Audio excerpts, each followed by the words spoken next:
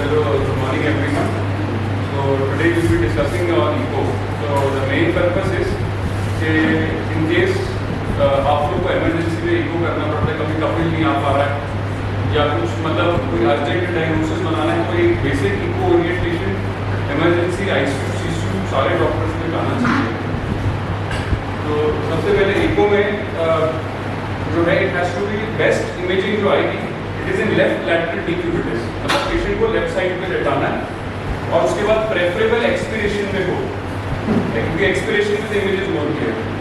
ठीक है. और जो फोर बेसिक व्यूज हैं वो पैरास्टर्नल है, एपिकल है, सबकॉस्टल है और सुप्रास्टर्नल है. This will talk in further slides. तो जब भी whenever there is a machine with you guys, so there are three probes. One is the linear probe. This is linear probe. This is the curvilinear and phased array. जो phased array, this is the cardiac probe. ठीक है. इससे भी perform the cardiac ultrasound और echo. जो linear है, this has a high frequency and it's mainly for musculoskeletal structures, superficial structures के लिए. The more the frequency of the probe with less penetration. That's the basic concept. And this has the least frequency out of these three. So it has the maximum penetration. So you can see the pattern. But frequency increases the resolution, decreases the penetration. So the linear probe है, that is for superficial structures. It has the highest frequency, up to 15 megahertz तक. Soft tissue, musculoskeletal, ocular, trachea, thyroid, DVT, so superficial structures. Then curvilinear is for the ultrasound abdomen, like gallbladder, liver, fast, renal aorta. So curvilinear is for ultrasound abdomen. Linear is basically for soft tissue and musculoskeletal. And then phased array is for our cardiac, mainly for cardiac. It has the least frequency. So this is the cardiac probe which we will be using. So this is the most important thing is this is the smaller as compared to the other probe, and this has the pointer. Pointer. This will help us to this pointer will help us to form the images. Okay? So the putting in the correct position. So whenever we do an echo. Mainly right parasternal is least use. Forget right parasternal. These four views are maximum use. Out of these, the most important is the left parasternal and the apical. Then subcostal view is there and the suprasternal. Suprasternal is for the aortic arch. Left parasternal is LA, LV is visible. Then there is short axis also. Apical, all four chambers are available. You are able to. Then we discuss in detail. So the parasternal long axis view है, what you do is the most important is the probe is in the second to fourth left intercostal space and the transducer points towards the right shoulder. Okay, and this is the basic structure which we get. This is the left atrium, left ventricle, and then there is aorta and right ventricle. This is visible on the echo whenever you do a parasternal long axis. Okay, parasternal long axis is like this. Okay, so this will be the left atrium. The left ventricle, the mitral, anterior mitral leaflet, posterior mitral leaflet. Okay, these are the papillary muscles and chordae. This is papillary muscle, this is chordae. So this is the left ventricle, this is the septum, interventricular septum, this is the right ventricle, this is the aorta. So you can take all the measurements, dimensions, the septal dimension, the posterior wall dimension, posterior wall. And then you can see in this mitral, you can see there is AML domain and PML restricted, it is mitral stenosis. The LA size can be calculated, aortic size can be calculated. Okay, dimensions I just tell it brief, this aorta should be around 4. Okay, when we calculate if it is more than 4, it is dilated. LA also should be less than 4. So LA more than 4, it is dilated. This is the LV, generally the dimension we are taking end diastole. In end diastole, the dimension should be within 5.5. It should be less than 55 millimeter. Septum and posterior wall should be less than 1.2. Okay. If it is more than 1.2, this is more than 1.2, this is more than 1.2, there is hypertrophy, left ventricle. Then this is again parasternal long axis view. We can appreciate a pericardial effusion here. So this will be an equilucent. Equilucent visible behind the left ventricle will be pericardial effusion, behind the LV will be visible in the flat spine. And how to differentiate outside the pericardium will be the pleural effusion. Then next is the axis, again the probe from the left, which is pointing towards the left shoulder, you have to rotate it towards the right shoulder. So parasternal right, parasternal short axis, you just rotate the transducer, you will get four views will come in that. One is aortic, one is mitral, one is papillary muscle, and one is the apex level. So one parasternal short axis, we have an aortic level, a mitral level, and a papillary muscle level. So this view is the most important view out which in the parasternal short axis. The aortic level, we are able to see the tricuspid valve properly, we are able to see the pulmonary valve, we are able to see pulmonary artery, we can calculate the pulmonary velocity, we can see for dilatation of pulmonary artery. If sometimes if there is pulmonary embolism, we can see a thrombus also there. Okay. Then the aortic valve, there are three cusps. Okay. One is the RCC, right coronary cusp, non-coronary cusp, and left coronary cusp. So in this we can see that it is a tricuspid. Sometimes if two cusps are fused, it will be a bicuspid aortic valve. Okay. In this view, if you just rotate a little, sometimes the appendage will open. In the left atrium, appendage will open, which you can see a thrombus if atrial fibrillation patient is there. So this view is very important in assessing the RA, RV, pulmonary artery, for assessing the pulmonary velocity, to look at the tricuspid nature of the aortic valve, whether it is tricuspid, bicuspid. Then you can applicate an LA appendage also sometimes, and then this is the LA. Then after you will tell you what you go to second or fourth intercostal space, point towards left shoulder, you will see the parasternal long axis. Then you completely rotate it towards the shoulder. So if you rotate towards this, you will open the parasternal short axis, then you keep going down. Okay, the more down you go, first aortic will open, then mitral will open, then papillary muscle will open, then there is an apex also which is visible.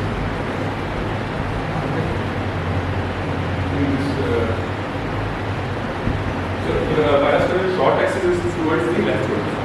Parasternal long axis is towards the right shoulder. So this I meant the transducer should be towards this shoulder, the patient right shoulder, and short axis should be towards the left shoulder. So these four images will be given. So you will get these views. One will be the aortic level, one will be the this is the mitral level, one is the papillary muscle level, and one apex is also visible. Apex are not shown in this picture. So this is the so this sometimes when you see the aortic valve, there is a left coronary cusp, the right coronary cusp, and the non-coronary cusp. Sometimes the left vein is also visible there. Okay. Then LA, RA, RV, and then the coronary artery.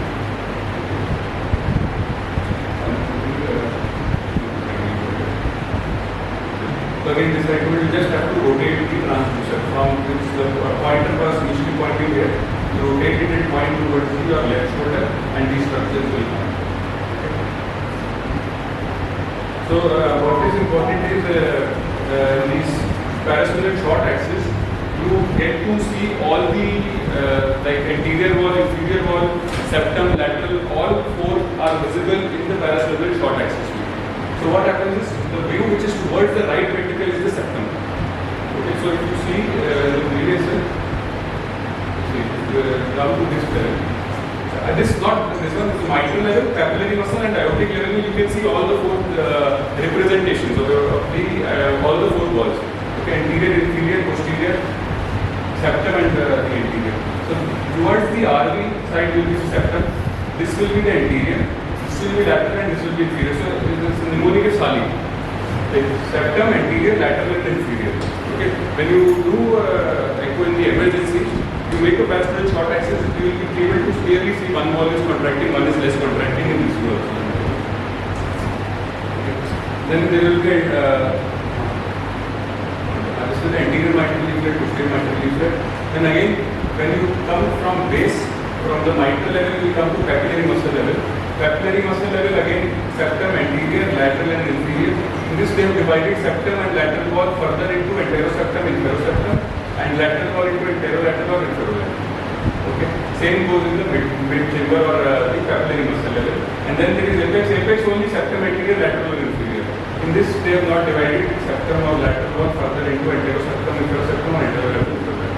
Okay. So all this will be important to assess the regional wall motion abnormality or echo.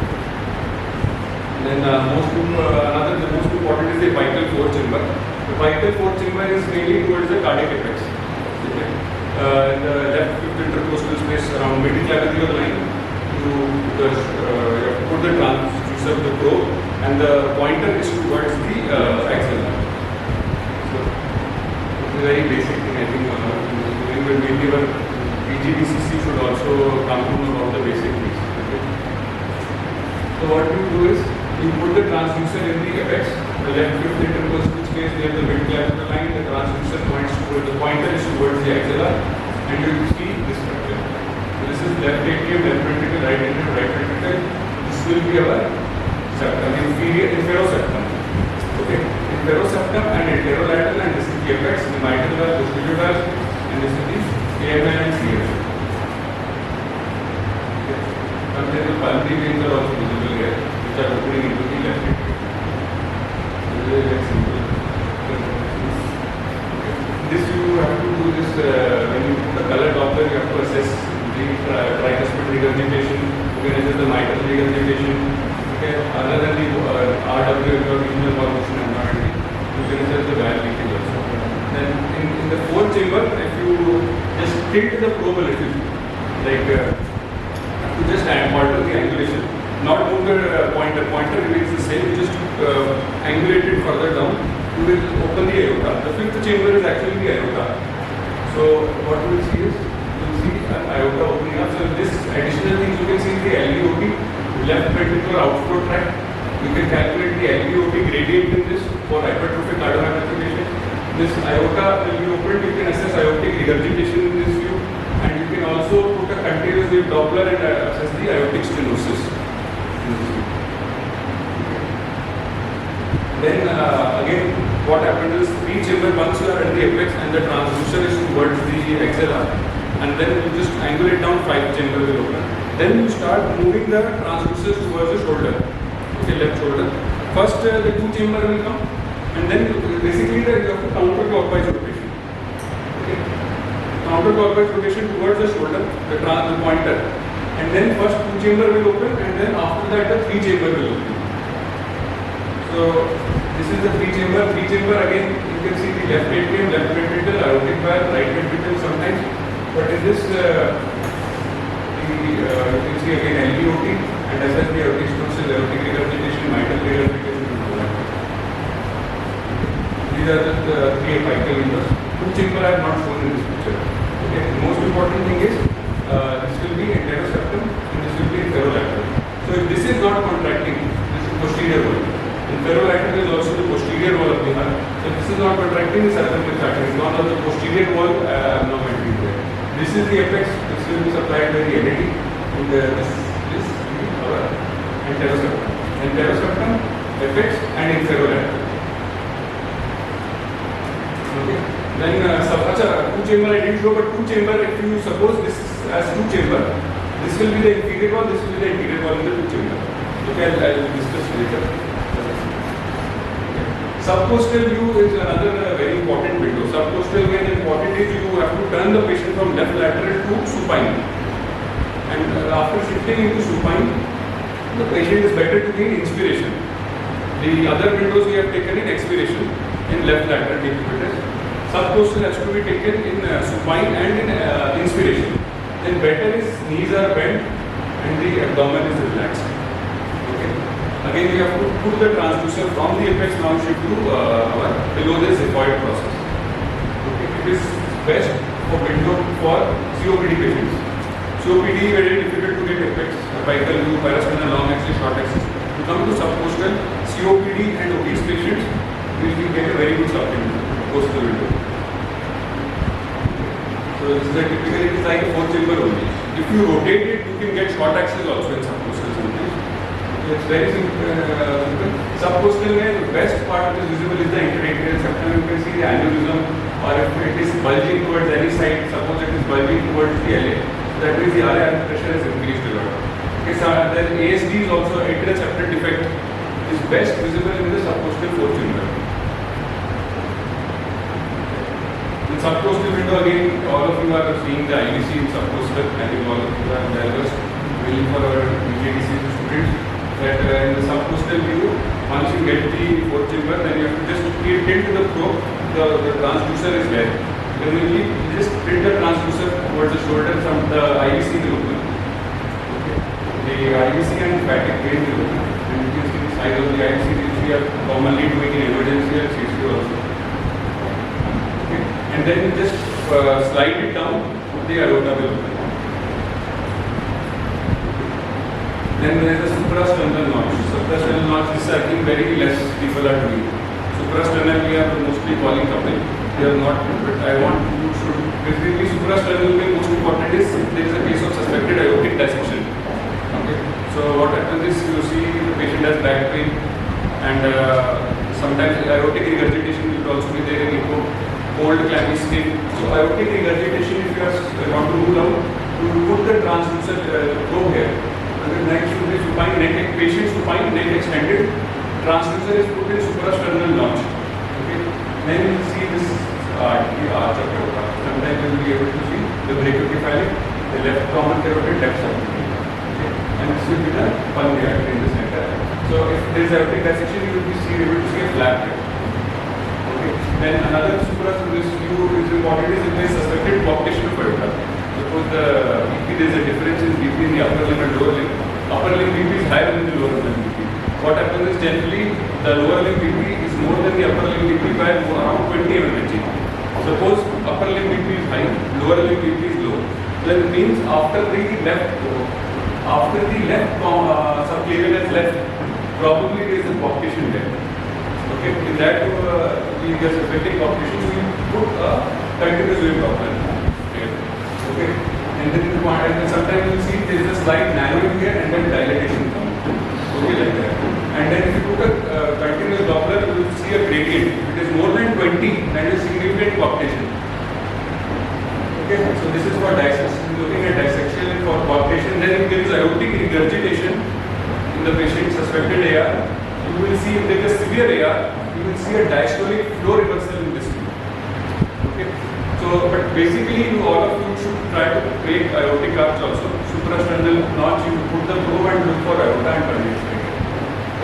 That I less use more. Okay. So what is important is the dimensions. Okay.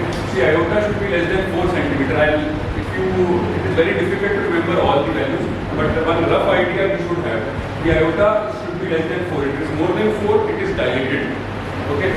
See, if there is a bicuspid valve and the aorta is dilated more than 4.5 cm and patient has aortic stenosis. So bicuspid valve with aorta dilation, the patient becomes an indication for Bentall procedure. You have to replace aorta as well as the aortic valve. Okay. Then aorta dilatation, then left atrium. Left atrium, if it is more than 4 cm, roughly you remember 4 cm, in the parasternal long axis view, anteroposterior diameter more than 4 LA is a dilated left atrium. Left ventricle, again septum and posterior wall, we have to see the hypertrophy. So if it is more than 12 millimeter, it is a left ventricular hypertrophy is there, then probably we should have hypertension. Okay. Then end diastolic dimension is very important. See, if the LV end diastolic dimension is more than 6 centimeters, patient has cardiomyopathy or dilated cardiomyopathy probably. Okay. See, what we generally do is I just show you. The best use for all these measurements is the parasternal long axis view. Okay, you come to parasternal long axis. Here generally what we do, we put, and you can either put an M mode. I talk about N mode later. But if you put an M mode, you will be able to calculate dimensions properly. So this should be less than 4, this should be less than 4, and from here till here, the posterior, till here to where it should be less than 6, and this should be less than 1.2.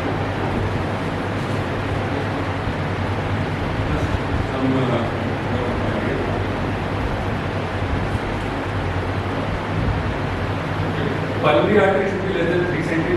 Then IVC is generally between 1.6 to 2 cm. But anyway, if it is more than 2.1 cm, that means the right atrial pressure is high. We can even say it is overhydrated. Generally, IVC it denotes the right atrial pressure. If it is less than 1.5, normal right atrial pressure is around 5 to 10 mmHg. So if it is more than 2.1, it is definitely the RF pressure is gone above 10. Okay, if it is around 1.6 to 2, then it is normal right atrial pressure. If it is less than say 14 or 15 centimeter, then the RF pressure is below 5. Then there is the coronary sinus which is less than 1. The coronary sinus I did show once again, I will just show you. It is coronary sinus is visible in the black stone. So you see this is the aorta, this is not visible. Sometimes this is small is the coronary sinus, and then this will be the descending aorta. Okay, aorta descending the small coronary sinus.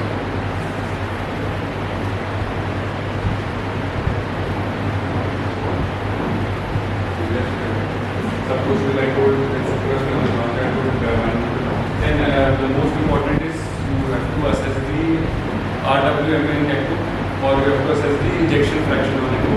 Whenever patient comes to emergency, you have to tell patient has MI or not. For MI, you need to know where is the regional wall motion abnormality and correlate with the ECG. Okay. And sometimes you have to assess the global LV function also. So just the fourth chamber, the most important is, I told 4 chamber, 2 chamber long axis. The 2 chambers, this will be the anterior wall, this will be the inferior wall. So because this is the inferior wall, obviously it's supplied by the right coronary artery.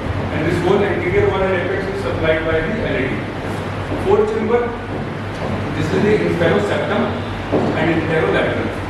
So again, interolateral, it's the mix of LAD and circumflex. This is purely LAD and this is RCA because this is inferoseptum.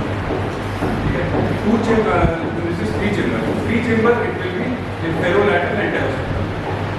So interoseptum is the LAD and inferolateral or posterior wall is either circumflex or RCA. And this I have told the base, mid and apex. Base mid, this is I just told one simple formula Sali. So this is the septum. Septum is either supplied by the interoseptum by the RCA and the interoseptum by the LAD. And this is the anterior wall. Anterior wall supplied by the LAD. This is the lateral wall and this is the inferior wall. Inferior wall is a totally circle RCA. Base mid, what is dominant artery. And this lateral wall is mainly the circle. Again, this is very important. Septum, anterior, lateral, inferior. Again, mainly the LAD, circle and RCA. Okay. So this distribution is very important when you do the echo. If you have any doubt, you can ask me. This what we do is whenever just for this for the 17 segment model is there on HL. 17 segments, so whatever this is the basal segment, this is the mid segment, these are the apical segment, this is the apex. Okay, so basal segments are divided into 1 to 6. Mid segments, this is the short axis view. In short axis, this is the mitral level, this is the papillary muscle level, this is the apex level. So they have divided first 6 segments of the basal, short axis basal or it's a mitral valve into 6.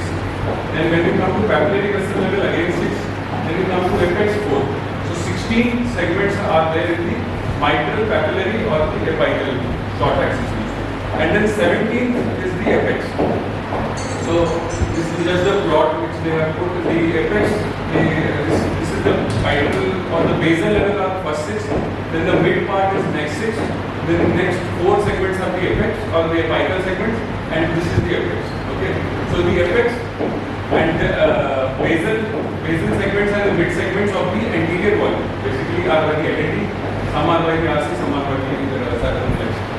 Okay. So the most important is whenever there is calculate ejection fraction, there are 3 methods. One is the eyeballing, one is the fractional shortening, and one is the Simpson's method. So wall motion, whenever the purpose of this model is 17 segments in each segment, you have to put a number. If they are contracting normally here, if they are contracting normally, or they are hypokinetic or akinetic or dyskinetic or aneurysmal. So dyskinetic, hypokinetic is less contraction. Akinetic is there is no contraction. Dyskinetic is when the heart is contracting, they are going the other side. Like in systole, they are bulging out. Okay, that is dyskinesia. And then there is something called aneurysm. The aneurysm may be after that the apex.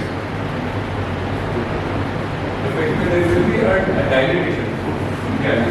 So if in the wall motion score you calculate points, and according to 1 to 5 points are given to each segment. All the 17 segments will give points. There is each segment will either get 1, 2, 3, 4 or 5. So we add up all the score of each 17 segments, you put 1, 1, 1, 1 score, and then you divide by the number of segments. So if it is 1, it is absolutely normal. As the score increases, there is LV dysfunction. So if the score, if you see, if the score or the wall motion score index, as it increases, it can go up to 3. The ejection fraction keeps increasing up to. This is a rough estimate, because this is a more of subjective. Okay. So normal will be the EF around 60-65. If the wall motion score, all walls are contracting normally, all segments are contracting normally, the EF will be. So once we come to mild is around EF of 45-40. With the EF around 50 also, you can say the wall motion score is 1.5. Okay. Then moderate hypokinesia, if wall motion score is 2, around EF will be 35-40.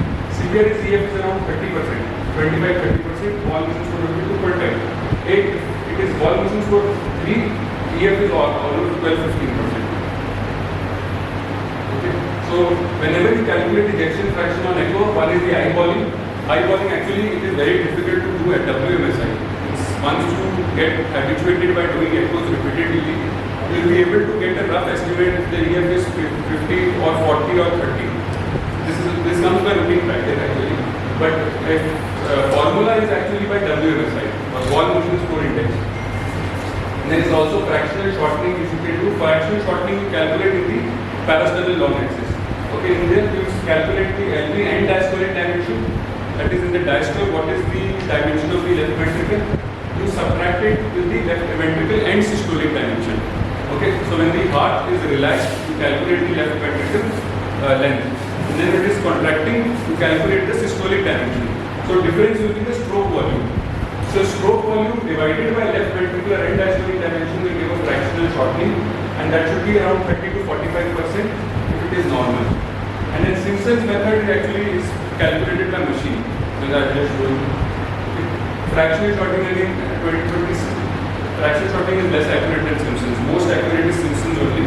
What we are doing in emergency and ICU is eyeballing method. Nobody is calculating Simpson's or fractional shortening. We are just getting a rough estimate which comes in practice. But if you want to be more objective, you should calculate fractional shortening or you should do Simpson's. Okay. So fractional shortening is 25-40 is normal, and as it decreases to 20, it is mild LV dysfunction. If it is 15-19, it is moderate dysfunction.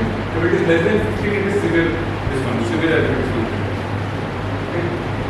Simpsons, I think they are doing in OPD. They are doing in OPD echoes. What they do is you have to 4-chamber and 2-chamber views. You pause the 4-chamber in diastole and you put markers, pointers here. It will calculate the volume, left ventricle and diastolic volume. Then you come to systole and again you put a pause and you put pointers here and it will calculate the left ventricular and systolic volume. So again you do the same thing in 2-chamber and 2-chamber. In end diastole you put pointers and calculate the volume in 2-chamber, and then you again calculate the volume in end systole. So what they do is, the formula in Simpsons is, for EF is end diastolic volume in diastole or and the end diastolic and systolic volume. So the diastolic volume minus the systolic volume, that will be stroke volume divided by the end diastolic volume. Difference is this is only short, one length, but this is 3D. This is like this is the volume. So this is almost 2 LV end diastolic dimension 2 minus LV end systolic dimension 2 divided by LV end diastolic volume. So this is more accurate than the fractional process. Okay. So normal EF you know 50 to 70, 53 to 73 actually, and then there are other modalities also, M mode, Doppler, continuous wave, pulse wave, color flow. The M mode is mainly for calculating the dimensions, the left ventricular dimension, the aortic dimension, the aorta, LA, LV in the parasternal long axis view. Then you can M mode, you can see the mitral valve also. If there is AML, doping, AML restrictions, these things I have to tell you further slides and classes. Then there's a Doppler wave, continuous wave, pulse wave, color flow. Color flow is mainly to assess regurgitation, mitral aortic regurgitation. Pulse wave is for the mitral stenosis. You assess the severity of mitral stenosis using pulse wave, and then there is continuous wave. This is for aortic stenosis.